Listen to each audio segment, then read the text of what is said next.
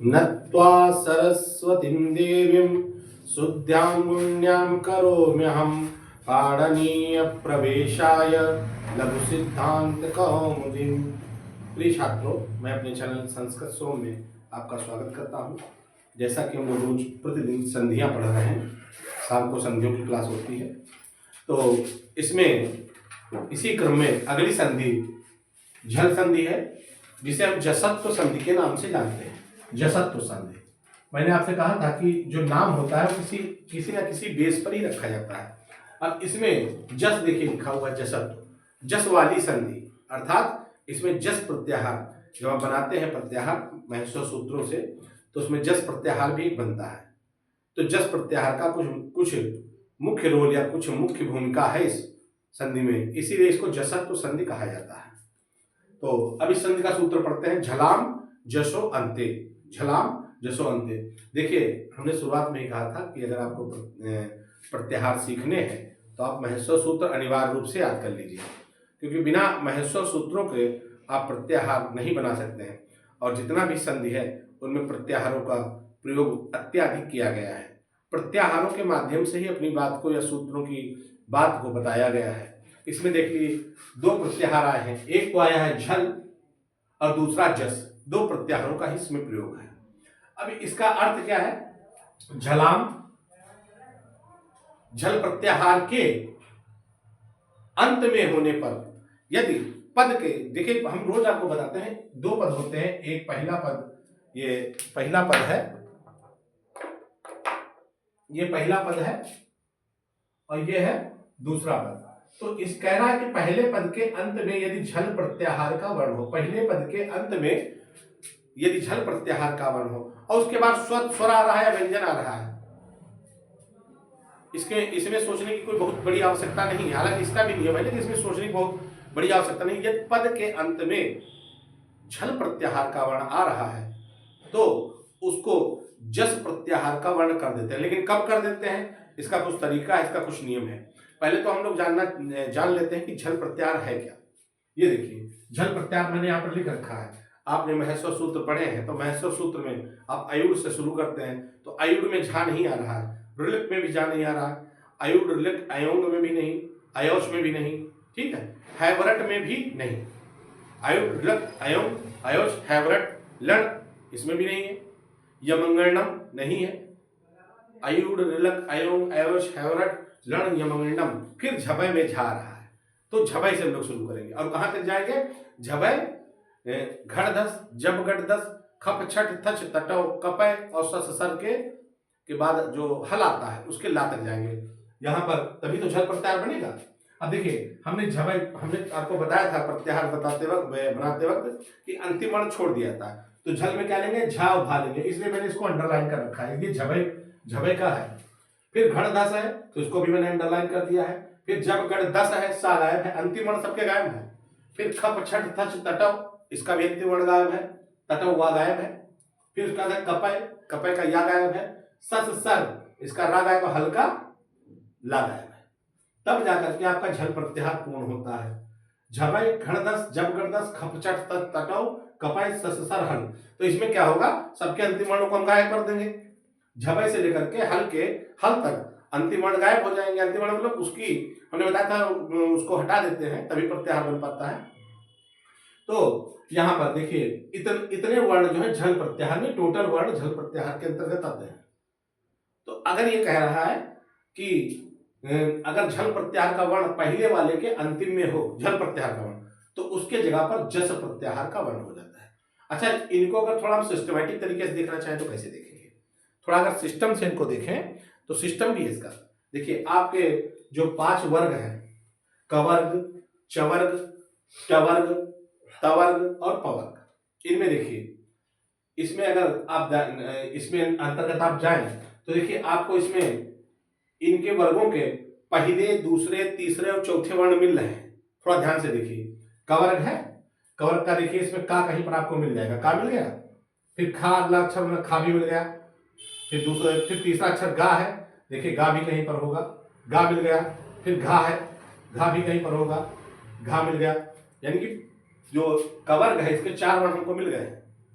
इसी प्रकार से चवर्ग के वर्ण देखिए, चा देखिए इसमें आपको मिलेगा कहीं पर, चा मिल गया, छा भी होगा, छा, झपय गर्दस जब गर्दस खपछट, छा मिल गया, ठीक है। जा देखिए, जा मिल गया और झा मिल गया, झपय में तो झा ही है।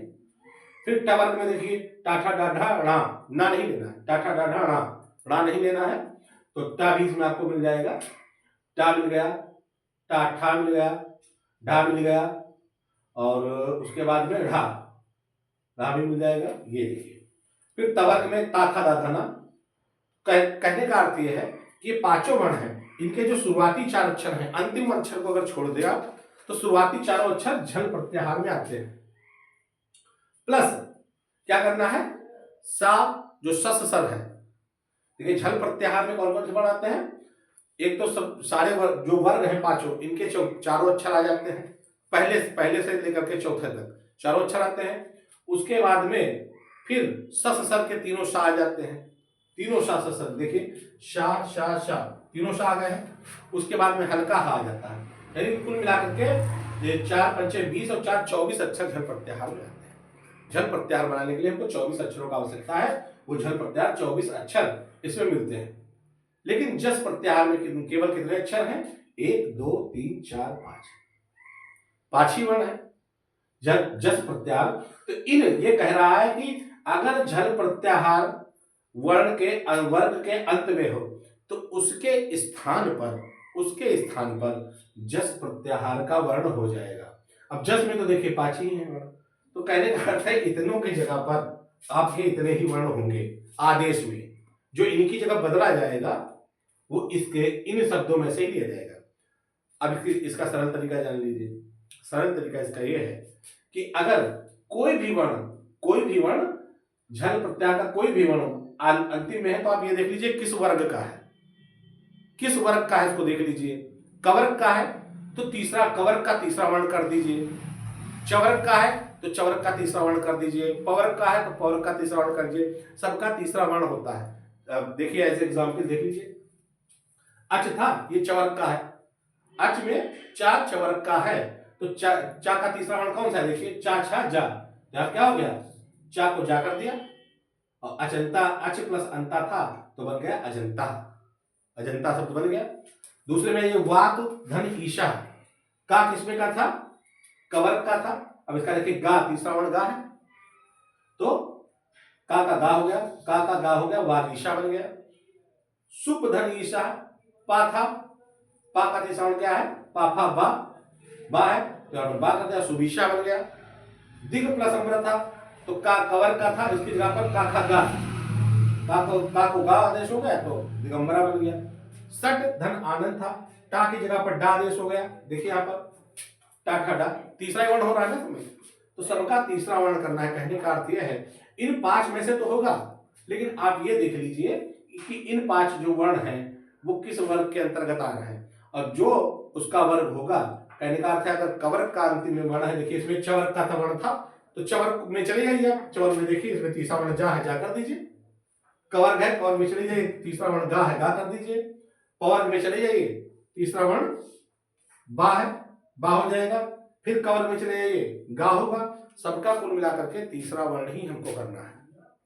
तो चूंकि झल प्रत्याहार आपको समझाना आवश्यक था, वरना आप नहीं समझ पाते कि झल प्रत्याहार है क्या, इसका कैसे। देखिए लिखने में तो हमने ऐसे लिखा है, महसूस सूत्र के अनुसार लिखा है, जब गणदस, जब गणदस, खप छठ थच तटव कपय सस सर और हल। लेकिन अगर उसे सिस्टम से लिखा जाएगा तो कवर्ग, चवर्ग, टवर्ग और पवर्ग, इनके पहले चारों वर्ण आएंगे शुरुआत के। काखा गागा अंगा नहीं लिया गया, चाचा दादा इया नहीं लिया गया, टाठा डाडा ना नहीं लिया गया, ताथा दादा ना नहीं लिया गया, पापा बाबा माँ नहीं लिया गया। और जो वर्ण है ये आपके कवर्ग के, ये पूरा जो पांचों वर्ग है, इनके चारों अक्षर शुरुआत के ले लिए गए, और सस के तीनों सा और हा, ये मिलाकर के झल प्रत्याहार बनता है।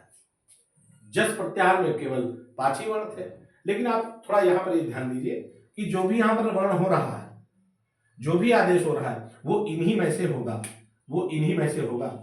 आप सारे वर्ण देख लीजिए। देखिए यहाँ पर चा था तो चा का जा हुआ, देखिए जा है इसमें। गा था, देखिए गा है, यहाँ पर का था, गा आदेश हुआ, गा इसमें मौजूद है। पा था, पा का बा हुआ, बा देखिए इसमें मौजूद है। का था गा होगा, देखिए गा भी इसमें मौजूद है। टा था, टा का डा होगा, डा इसमें मौजूद है। सारे इसी कहने का अर्थ है, इनके स्थान पे अगर ये अंत में है, वाक्य के पद के अंत में है, तो इसके स्थान पे जस प्रत्याहार का वर्ण होगा। जिसके उदाहरण कुछ लिखे थे, इसे जसत्व संधि है, और जसत्व संधि दो प्रकार की है। एक पदांत जसत्व संधि है जो आज हम पढ़ रहे हैं, एक पदांत है और दूसरी अपदांत है। अपदांत संधि अगले टर्म में पढ़ाई जाएगी, लेकिन ये मोस्ट संधि है, अधिकतर 6 से 12 बीए में इत्यादि में पूछी जाती है। अच्छी संधि है, इसका प्रयोग कई जगह पर कई कंपटीशनों में होता है, तो आप इसको ध्यान से समझ लीजिए।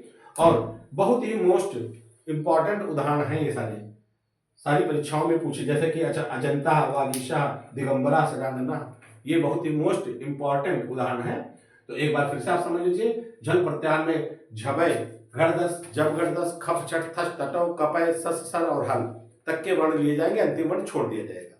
ये महस्व सूत्र अगर आप नहीं बना पाते हैं तो एक बार वीडियो पढ़िए, उसको आप देख लीजिए कि महस्व सूत्र से प्रत्याहार कैसे बनते हैं, वहां पर पढ़ी हुई है, उसको आप उसको देख सकते हैं, उससे बनाना सीख जाएंगे।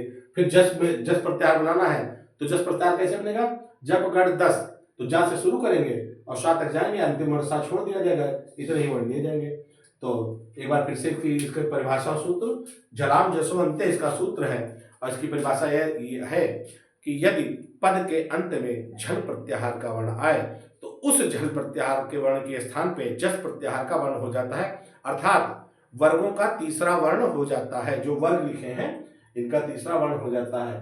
तो हमें लगता है कि जितना इसमें बताना चाहिए था हमने सब बता दिया है, बस आप इसको थोड़ा रिवाइज करिए, ध्यान से पढ़िए तो समझ में आ जाएगा। अगर ध्यान से नहीं पढ़ते हैं तो इसका सिस्टम ये है कि झल प्रत्याहार में जो हमने सिस्टम लिख रखा है, आप ये ध्यान दीजिए कि अंत में जिस वर्ग का वर्ण है, ये पांचों वर्गों के जो वर्ण है उसका तीसरा वर्ण कर दीजिए। देखिए चा था तो चा चवर्ग का था, तो उसका जा कर दिया हमने, बस इतना ही ध्यान रखना है।